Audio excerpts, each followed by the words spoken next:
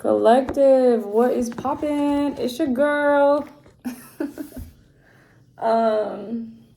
Welcome back to my channel.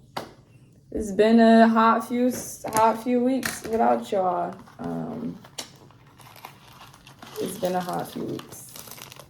So we're gonna pull some cards tonight for the 10-10 portal.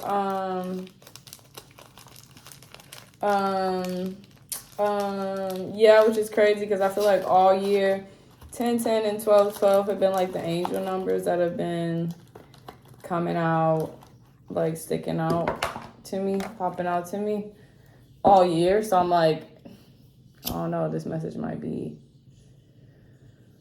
a good message. I mean, every message really is a good message when we channeling the ancestors and our spirit guides and our abundance and tapping into the divine, masculine, feminine, all of that jazz, pulling from the tarot. And let's see what we get. We are currently in Libra season. We have stepped into the divine feminine seasons, which, you know, Libra especially being all about community and relationships and balance and community. So yeah, Libra season is here, bringing some balance in, helping us to connect with the community, really highlighting certain things. I know a message that I recently got that popped out to me from one of my readers was about how the universe may be triggering the collective right now and showing us that we do need love, we do need relationships, we do need romantic partners, we do need friends that care about us and people to talk to and a supportive community around us that is a part of our abundance. And it's so true, because I feel like we went through this dark shadow phase and, like, you know, we go through it all the time where there are so many battles that we have to learn to face by ourselves. And that maybe we become so comfortable with it that it's kind of difficult for us to even fathom the idea of having like support to go through it with us. So you definitely could be getting triggered these past few days, this next few weeks. The Aries full moon also just happened, which was fucking crazy. But yeah, Aries, you know, is the opposite of Libra, and Aries is all about that individuality. Libra is all about the collective.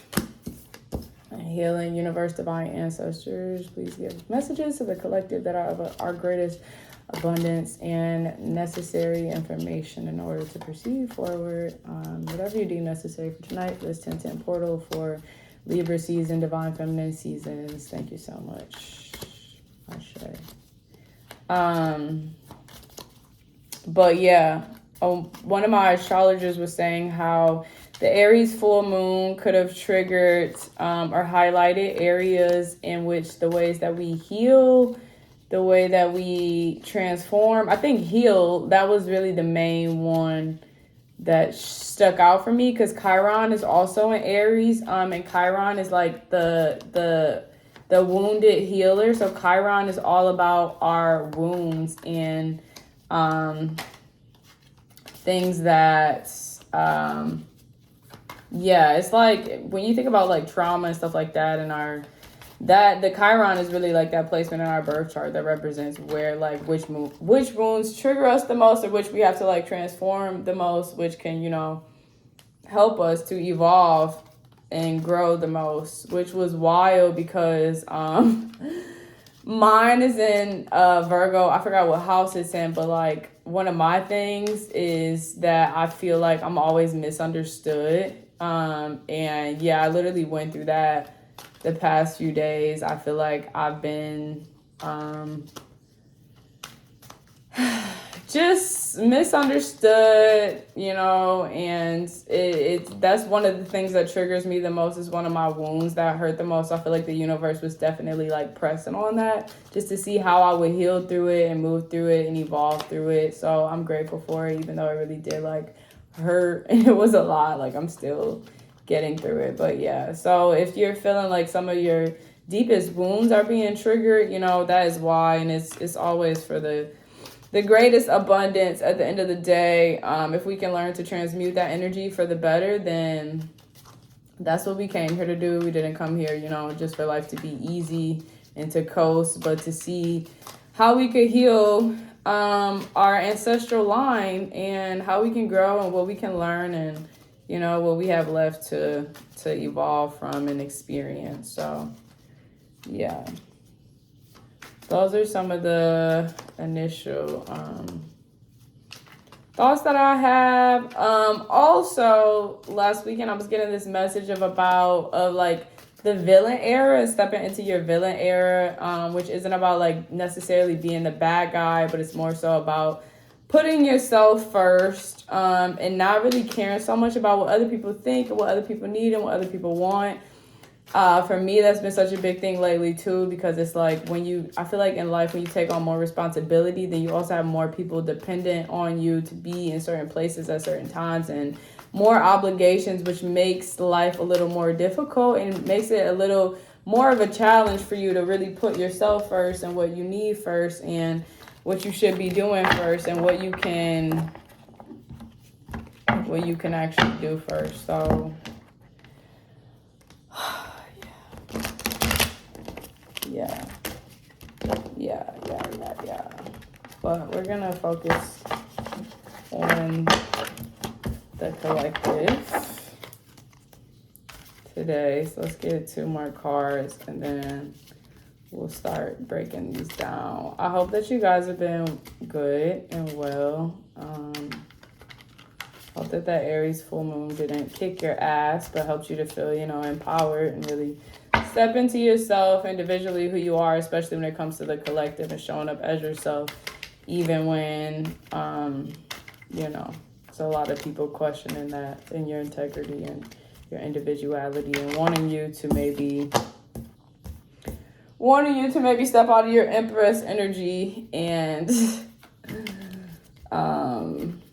you know, conform to what society wants you to be as opposed to who you know that you are. So congratulations, you made it through the first phase, technically the first like full moon of the year, since it was an Aries full moon, and Aries is where it starts. And now we're halfway through the year. So yeah, I feel like this last 6 months it's been showing us a lot. It's like, what have we cultivated? What have you cultivated so far? We got some air energy. We got some water energy, some earth energy. So let's clarify the 4 of Pentacles and the 7 of Cups.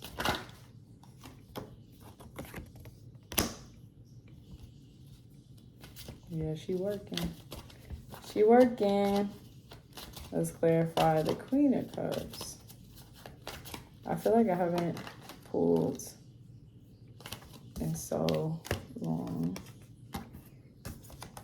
Pentacles. I like that. Let's get 2 more cards. Somebody else said something the other night, like how some people are kind of just used to getting their asses handed to them when it comes to like these spiritual battles and the shit that we go through in life in the 3D world. And like, I'm literally one of those people where like, I feel like the best thing about, you know, when we get our asses handed to us like 50,000 fucking times, is that we learn how to have faith and how to surrender to the divine. Because there's you're like, well shit, I cannot do it myself, so I mean there has to be a higher power out here that's gonna help me through this shit at this point, because what the fuck? What the fuckity fuck shit fuck? Spirit guides, ancestors. We're going to keep the energy positive. Help me to keep it positive. I want to cry. Ace of Swords. Let's get one more. Let's clarify the Prince of Wands. I feel so emotional. Like, no one's beat my ass, but I literally feel like my ass is being beat. Collective. If you're feeling the same way, it's okay. We are going to make it through. It doesn't kill you. Makes you stronger. I wonder if I should take that one. I'm going to do it. Because it seems to be like this pattern. We got a lot of major arcana cards, which is not surprising at all. So first off, we got the Four of Pentacles. Four being foundation, establishment, strength, structure, order. The Four of Pentacles, the ownership of power. Oh, wow. And then the Eight of Wands. Eight being double strength, boundaries, trapping, stagnation. The heights of ambition. You know, it's interesting because I was just watching this reading and Queen Cup, and she was saying how the meek, you know, the kind of light workers, people who are more focused on just their own spiritual evolution and what they got going in life, and they're not so much, usually like more positive people aren't as focused on power as opposed to like darker energy people and people with like more negative intentions who are normally more focused on power, which is why they obtain it, because they focus so much more on it. When it comes to like people with more with greater intentions, we don't really focus on power. But she was saying how in order to balance that we have to find that middle ground of not going to the shallow side where you just want all the power, but going to the place where like we re-envision power in a new way. So we see like the good that can come from power, and like we rewrite power by getting it, you know? And yeah, whew, and the heights of ambition follow that. I feel like it does go hand in hand. This power is necessary to obtain things, you know? And not letting people just have power over you and do what they want to do and just being like okay with it and go with the flow with it, but stepping into our power in order to reach our ambitions and to do some good for the world, for our families, for our friends, for those around us. And then we have the Seven of Cups, the power of the imagination, clarified by the Five of Cups, the River of Tears.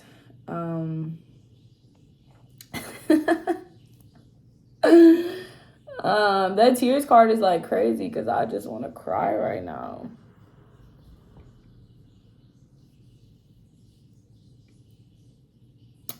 Seven of Cups, the power of the imagination. By the River of Tears. Five being conflict, imbalance, struggle, and aggression. I don't know. Maybe that has to do with release, because I feel like with tears comes release, which is why I never really mind crying, because I feel like I'm letting shit out. But yeah. So I think maybe just releasing in order to really tap into our imagination at this point. And then we got the Queen of Cups, clarified by the Queen of Wands.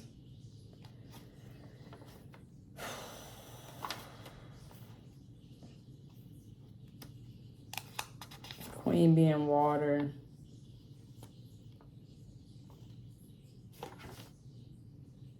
The depths of the subconscious. The flowing beauty of fire.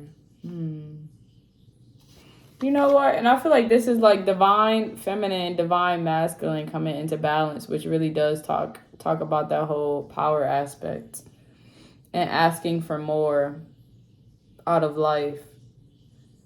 Not just for whatever it is that the masculine wants, the masculine within us wants, but also what the feminine wants, which is that connection and that reassurance and that comfort.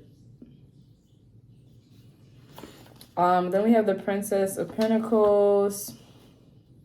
This is probably going to be short, very short.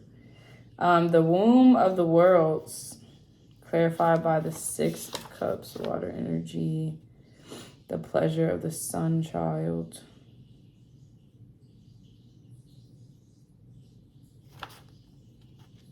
Womb of the World.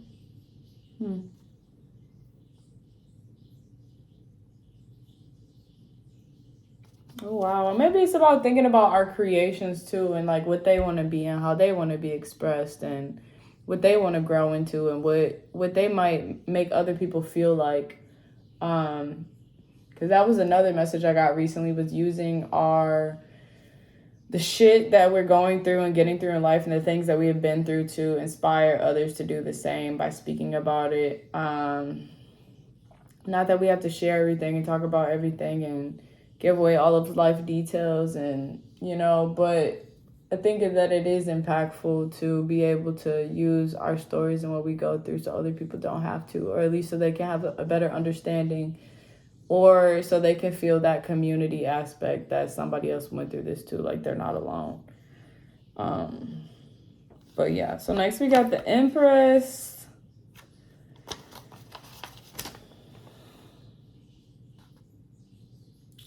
Venus, incarnate, sensual earth, creativity, actively creating something, working to bring something to fruition. And the Ace of Swords, the breath of life, which I feel like it really is all about creation. So bringing life back into, that creativity and finding life within those things, using those as fuel to keep us going. I love that. And then we got the Prince of Wands and clarified by the Prince of Swords. Prince being air, expansion, seeking or questing, discovering, movement, planning. Prince of Wands, Prince of Swords.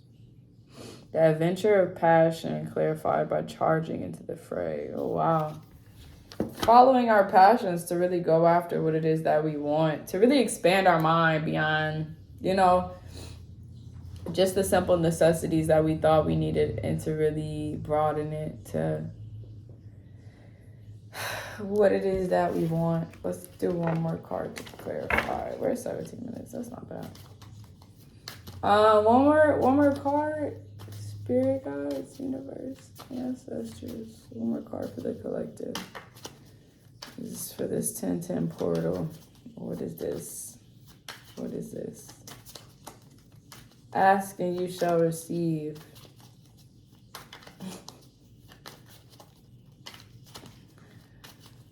Ask and you shall receive. Two of Cups.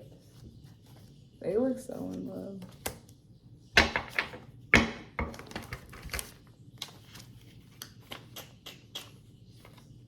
Two being duality, balance, opposition, relationships. Cups being water, the element of our emotions and feelings, as well as everything that connects us to others that is concerned with our romantic relationships as well as our social one. Two of Cups, hearts united and balanced. Oh, I love that.